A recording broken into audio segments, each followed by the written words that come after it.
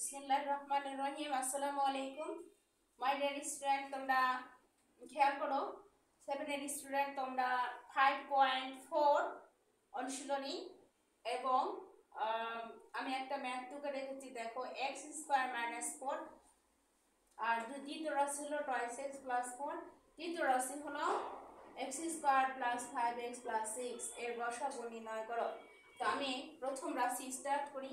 দেখো x² - 4 এটা দেখতেই পাচ্ছ, a² - b² করবে, তাহলে a + b * a - b প্রথম রাশি। এবার দ্বিতীয় রাশি 2x + 4। এখানে তোমরা বলো এখানে কি কমন? অবশ্যই 2 কমন, তাহলে x + 2 আমরা পেয়ে গেলাম। এবার তৃতীয়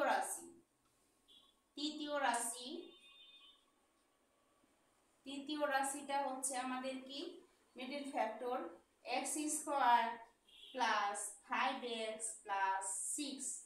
তৃতীয় রাশিটা তোমাদের পরিচিত বলতে 5.3 অনুশীলনীতে তোমরা মিডল ফ্যাক্টর করে এসেছো। এখানেও মিডল ফ্যাক্টর, একই জিনিস তোমরা বের করো। x² + 3x + 2x + 6। এখন কমন নাও, x × x + 3 + 2 × x + 3। আচ্ছা, এখন আমাদের এখান থেকে x + 3 কমন × x + 2।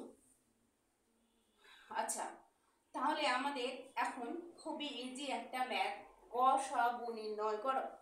গসাগুটা হলো আমাদের এই যে x + 2, x + 2 এবং x + 2, এই তিনটি রাশি থেকে আমাদের এমন একটা সংখ্যা থাকবে যেটা আমাদের কমন আছে, প্রত্যেকটা রাশিতেই আছে। ওই জন্য আমাদের অ্যান্সারটা হবে অতএব